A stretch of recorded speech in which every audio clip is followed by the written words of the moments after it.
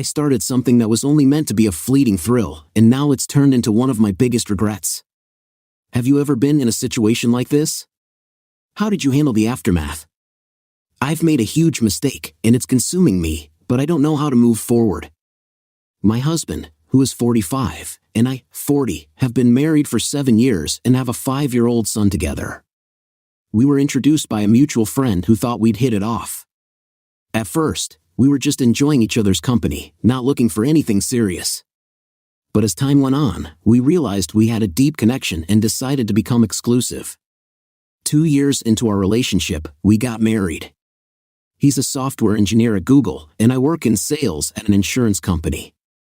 Everything in our family life was going well until I made a grave error about 5 months ago. My husband got a promotion at work, which meant he had to work longer hours. He came home tired every day, and our intimate moments became rare. Each time I tried to initiate something, he would dismiss me, saying he was too tired or giving some other reason. This started to really bother me, and to distract myself, I focused more on my job. One of my clients, Jay, a 48-year-old owner of a small fintech company, became a key part of my work. It was vital for my career to get his company's corporate health insurance contract with our firm, especially given the competitive insurance market. My boss told me to do whatever it took to win Jay's business and suggested I'd be more friendly than formal with him to build trust. So, I started to be more relaxed and informal around Jay. I tried not to let my husband's distant behavior get to me, but it wasn't easy. The same pattern continued, and eventually, I confronted him, asking if he was no longer attracted to me or if there was someone else. He assured me that wasn't the case and said his work stress was to blame. I believed him and stopped trying to initiate anything in the bedroom. With my son away at summer camp and my husband emotionally distant, I focused heavily on my job. The house felt lonely when I got back from work, a sharp contrast to earlier times of passion and closeness. Our communication had dwindled, and we rarely shared intimate moments. Meanwhile, my interactions with Jay were progressing well. He was engaging and good-looking.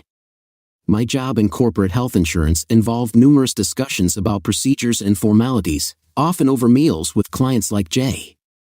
I tried to strike the right balance between being professional and friendly, but it was challenging. Jay's comments during our meetings sometimes bordered on flirtatious, though he was subtle. I typically brushed these off, assuming he was just being friendly since he was single. During one lunch, I accidentally spilled water on myself and noticed Jay's gaze lingering where it shouldn't. I quickly redirected our talk back to work matters. I knew it wasn't appropriate, but a part of me relished the attention he paid me, a contrast to the neglect I felt at home. My husband's continuous disinterest had left me feeling unwanted and had eroded my self-confidence. Despite my awareness that it was wrong, I found myself appreciating the attention from another man, something I had been missing in my marriage. Through our work, Jay and I developed a friendly rapport. He started asking me out for meals that weren't related to work, and I enjoyed these breaks from the tension at home. I was drawn to Jay, but I hadn't intended for anything more to happen. At home, my husband was mostly secluded in his office, and by the time he got home, I would have finished dinner alone. Our home felt more like a temporary stay for him than a family space. Since I had stopped trying to initiate romance, he didn't either, and it was apparent he wasn't going to make the first move. Looking back, I recognized that I shouldn't have allowed things to escalate with Jay. During one of our lunches, I found myself flirting with him, craving the attention and affection I wasn't getting from my husband. That evening, I did something completely out of character. I went home with Jay. My frustration and feelings of neglect led me to cross a line I had never imagined crossing. I left his place in the middle of the night, feeling confused and unsure. As I got into my car, I noticed I had missed calls from my husband. I hoped he'd be asleep by the time I got back so that I wouldn't have to explain where I had been.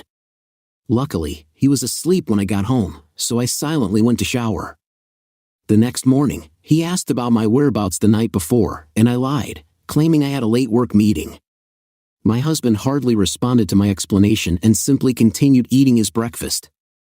I felt guilty about lying, but his lack of interest in me was still painful. It was then that I resolved not to see Jay anymore, as the contract with his company was almost over. I wouldn't need to meet with him much longer. I convinced myself that my indiscretion was a one-time mistake, reminding myself of my responsibilities to my husband and son. Determined to move past this, I threw myself into work, trying to ignore the emotional impact of my husband's aloofness. I ended up spending most evenings at the office, knowing that the warmth and anticipation that used to greet me at home were no longer there. My son was away at camp for another month, and attempts to connect with my husband during the week were met with his preoccupation and lack of engagement. He seemed content with his own activities. At least Jay didn't reach out to me after our night together, which I had somewhat anticipated.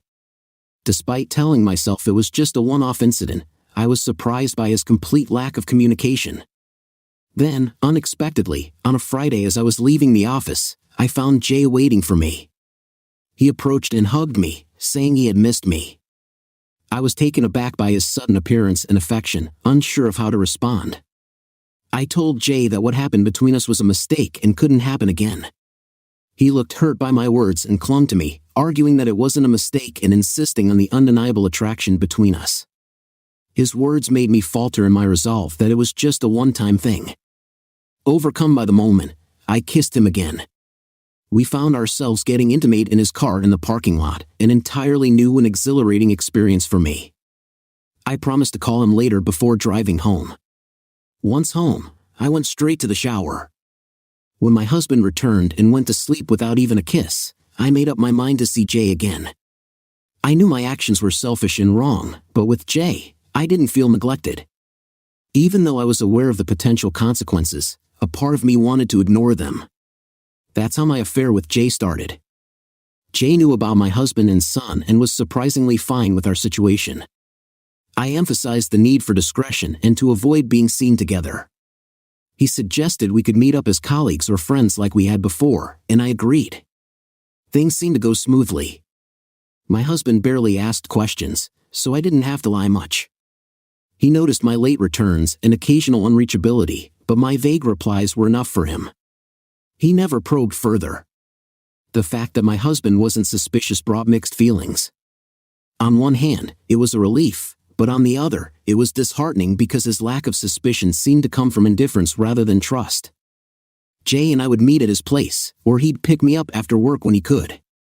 We shared lunches and dinners, and sometimes we were intimate in his car or in elevators without cameras. The thrill of being with someone in such secretive public spaces was exhilarating, a kind of excitement I hadn't found in my marriage. This affair with a client was more thrilling than I ever imagined. The adrenaline rush from our clandestine meetings added a new dimension to my life. With Jay, I was rediscovering a sense of adventure and excitement that was missing from my relationship with my husband. Despite the excitement, I recognized that I was settling for something that wasn't ideal, but I found enjoyment in it nonetheless. After 2 months, my son returned from summer camp, and I had to readjust my schedule to accommodate his routine. This meant initially spending less time with Jay, but I managed to rearrange things so we could continue seeing each other. My affair with Jay didn't have a clear direction. I was navigating it without a specific plan. When I expressed my uncertainty to Jay, he comforted me by suggesting we just take things one day at a time without thinking too far ahead. His reassurance was a comfort I hadn't received from my husband, who was often preoccupied with work. However, it wasn't just his recent promotion that led to this situation. Even before that, he had always been focused on his job, leaving me to handle most of our home and parenting responsibilities alone. His promotion only intensified these dynamics. He used to carve out time for me on weekends or after dinner, but that had stopped once I began my affair with Jay. My husband's lack of attention became less bothersome. With Jay, I found the attention and affection I craved, both emotionally and physically. As time passed, I became increasingly indifferent to my husband's behavior, recognizing that he wasn't truly invested in me. I had been in denial earlier, but now it was glaringly obvious. He never tried to be intimate with me, which, although I no longer wanted it from him, highlighted his lack of interest. The thought of ending our marriage crossed my mind, but I pushed it aside for our son's sake. Despite his failings as a partner, my husband was an attentive father. He made sure our son had everything, including quality time with him. His rare breaks from work were always dedicated to our son, complicating the idea of separating our child from his dad. I couldn't imagine being apart from my son either, so the idea of joint custody was unbearable. With the thought of him shuttling between two homes, I decided to stay in the marriage primarily for our son. My feelings for my husband were fading fast, but my love for my child was what kept me there. For the first time in a long time, I felt genuinely happy. My career was on the rise, my affair with Jay was fulfilling, and home life was stable considering the situation. My husband remained deeply engrossed in his work, seemingly oblivious to my presence. I doubt he would have noticed if I had disappeared from his life altogether. To balance my time, I started having lunch with Jay, allowing me to go straight home after work to be with my son. Jay was very understanding of my circumstances, accommodating our meetings to suit my schedule. His empathy and flexibility were remarkable. I thought everything was under control and going as planned, but I couldn't have been more mistaken. Soon, things took a sudden and dramatic turn, changing everything. Unexpectedly, on the day everything changed, I was on my way to meet Jay for lunch when my phone fell down the stairs. I decided to get it fixed later, as I didn't want to delay seeing Jay. He suggested we go to his place, and since it was Friday, I thought it would be fine to leave work early, so I went with him. I got home around my usual time, 6 o'clock in the evening, but to my shock, my son wasn't there. Instead, I found Beth, our nanny, who we hired to look after him after school until my husband or I got home.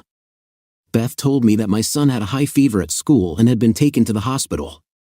His teacher had tried to call me several times but couldn't get through. Eventually, my husband got the call and went to the hospital. I was in a panic and immediately headed there. My broken phone was the reason I missed the calls. When I got to the hospital, I saw my husband comforting our son, who was now feeling better and telling stories about school. I joined them, but my husband didn't ask any questions about where I had been. The doctor came to see us and let us know that our son had caught the flu but was now well enough to be discharged. I drove our son home while my husband said he had to return to his office, having left abruptly to be with our son at the hospital. Once home, I fed our son and tucked him into bed, making a mental note to get my phone fixed the next day. That night, I decided to sleep in my son's room. Around 2 a.m., I woke up to find my husband standing at the doorway, looking at me. I was startled at first, but then I recognized him and felt relieved. I noticed he was still in his work clothes and asked him when he had gotten back. He said he had just arrived and wanted to check on our son before heading to bed. I simply nodded in response. When my husband asked about where I was during the teacher's call, I told him about my broken phone and how that prevented them from reaching me. He seemed doubtful and pointed to my damaged phone on the shelf, indicating he knew I hadn't been at work. He said he had called my office, where they informed him I had left for lunch and never came back. His call to my office wasn't unexpected, but with my focus on my son, I hadn't thought about how to explain my absence. I quickly said I had been in a late meeting, but his face didn't give away whether he believed me or not. I just hoped he did and continued caring for our son. The next day, I decided to stay home with my son and also needed to address my phone issue. While Beth cared for my son, I went out to buy a new phone, as fixing the old one would take too long. My first call on the new phone was to Jay, where I explained everything. He was as supportive and understanding as always. After his initial questioning, my husband didn't bring up the topic of my whereabouts again. The following days passed without major incidents. My son got better and returned to school, and our home life seemed to resume its usual routine. Returning to my regular office routine, I continued to meet Jay during lunch breaks. But one Friday, to my surprise, I found my husband at home before me, something that hadn't happened in a long time. I greeted him cheerfully and was about to take a shower when he stopped me to ask about my lunch break activities. I was puzzled about how he knew I had been out. He told me he had been to my office to get my signature for some bank documents. I repeated the same excuse I had given him previously, and he seemed to accept it. However, before letting me go, he softly mentioned that he trusted me. Those words hit me hard. I was having an affair, yet he trusted me. The guilt was overwhelming, and I couldn't help crying in the shower.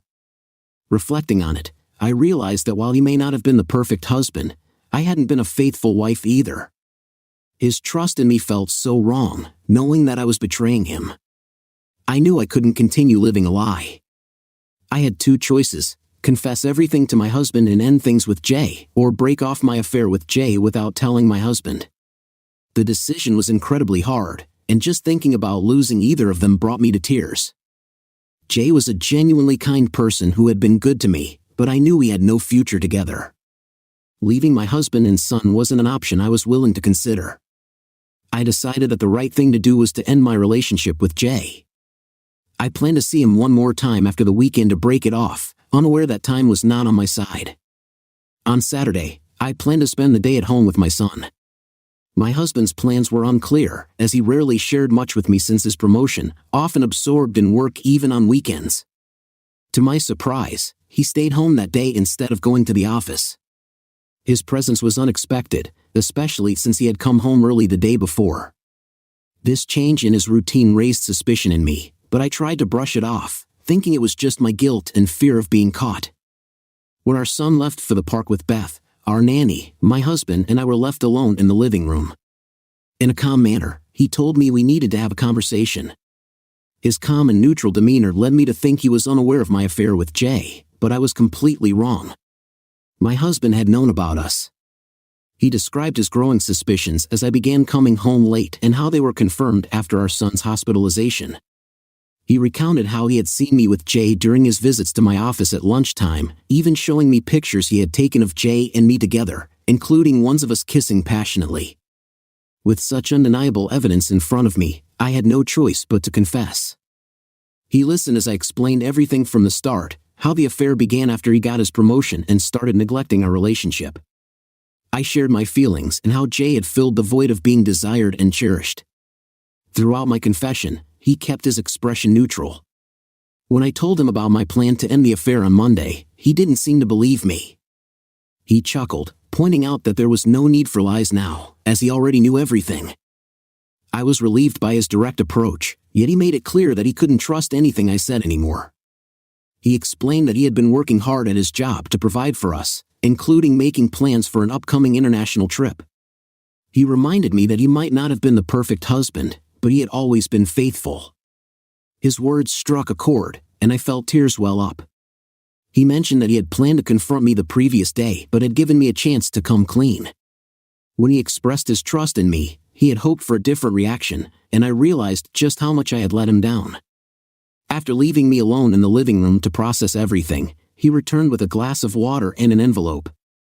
I immediately knew what was inside: divorce papers. He had prepared them after seeing me with Jay in the parking lot. I was taken aback and hesitantly took the envelope from him.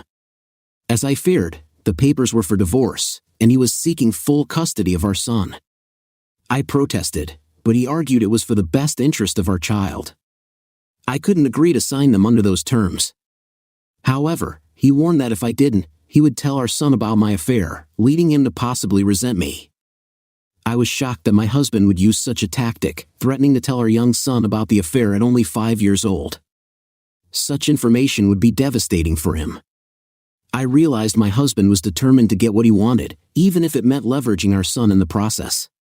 My affair had already caused harm, and the thought of our son resenting me was unbearable.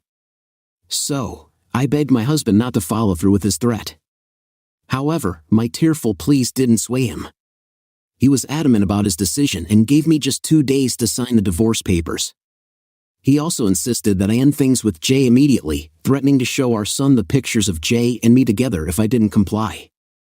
Unsure if he would really do it, I couldn't take the risk of exposing our son to such distressing images.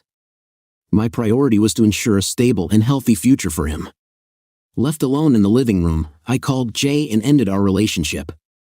Jay understood that my son had to come first, and he didn't argue. He wished me well and even offered help if I ever needed it. Despite everything, I felt grateful to him for his understanding and kindness in this difficult moment. I reached out to my lawyer to discuss the custody terms in the divorce papers. He advised me that I could refuse those terms and fight for full custody of my son. However, I couldn't tell him about the blackmail from my husband involving my affair. Our call ended soon after. I felt cornered, facing no favorable choices. Whichever path I chose, it seemed I would lose my son if I didn't sign the papers. My affair would be exposed, potentially causing my son to resent me forever, or I could sign them and let him stay with his father, sparing him from the harsh truth. I opted for the latter, signing the papers. I could handle being apart from my son, but the idea of him hating me was unbearable. I hoped he would keep some good memories of me.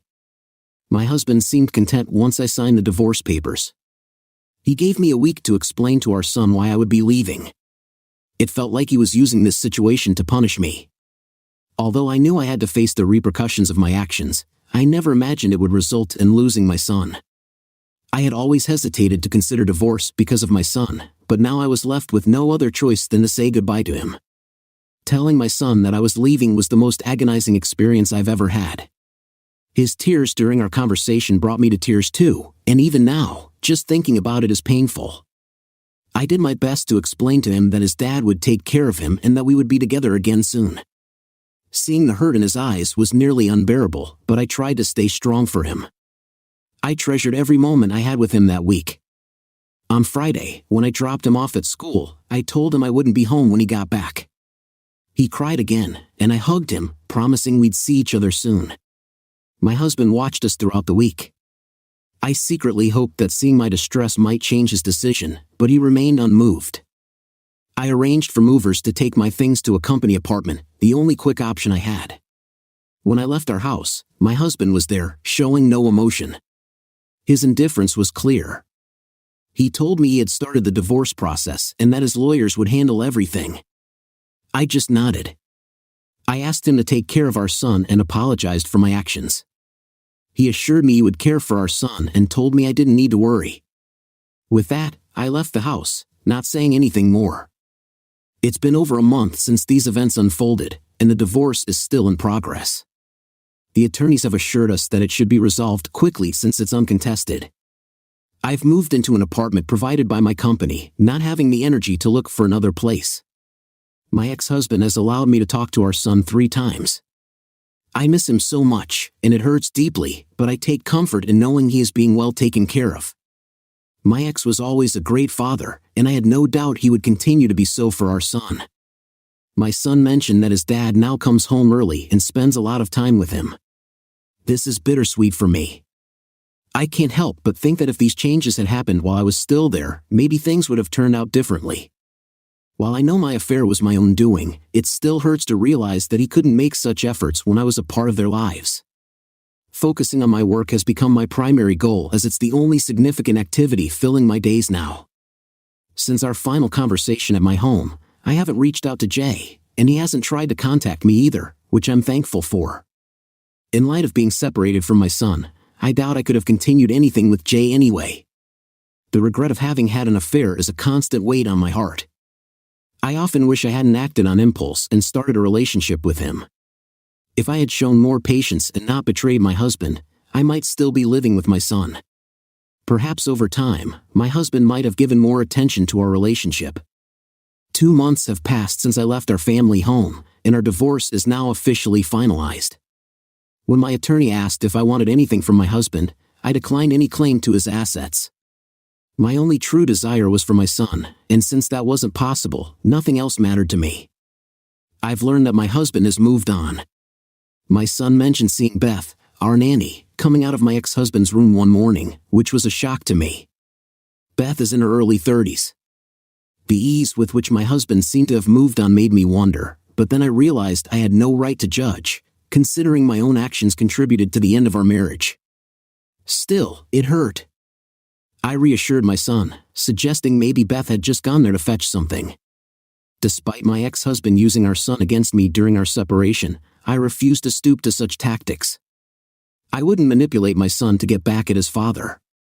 I was just grateful to talk to my son whenever I could. Beth would call me at my son's request, which I appreciated. Maybe she felt guilty about her relationship with my ex-husband, but I still thanked her for letting me talk to my son. I also got to spend weekends with him, which became the best part of my life. He would fill me in on everything, making sure I didn't miss out on any part of his life. The regret over starting the affair remained, especially poignant when I had to return my son to his father's house, the house that used to be mine too. It's been a year since my last update, and my son recently celebrated his 6th birthday. He's adjusted remarkably to the changes in our lives. About 6 months after I left the house, he stopped crying when I would leave him. Now, he just smiles when I drop him off, a bittersweet reminder of our changed relationship. It's somewhat comforting to know I no longer make him cry, but it also leaves me wondering if he misses me. In other news, my ex-husband is now engaged to Beth, our former nanny. They plan to get married in 6 months. Even though I was the one who strayed, it's still hard to see him moving on with someone else, especially in the home we once shared. I found out about their engagement during one of my visits to drop off my son. I saw them sharing an intimate kiss, something I hadn't experienced with him in a long time. My arrival interrupted them. Beth seemed embarrassed, but my ex appeared almost pleased that I had seen their display of affection. The engagement ring on Beth's finger was unmistakable. My ex-husband took that opportunity to inform me about their engagement and upcoming wedding. I managed to smile, but his expression seemed to relish the discomfort he thought I felt. They resumed their embrace, and I couldn't help but feel that he was using this moment to get back at me for my infidelity. After kissing my son goodbye, I left. I want to thank everyone who offered support and empathy without judgment. While I may not know you personally, your kindness has been a significant source of comfort during this challenging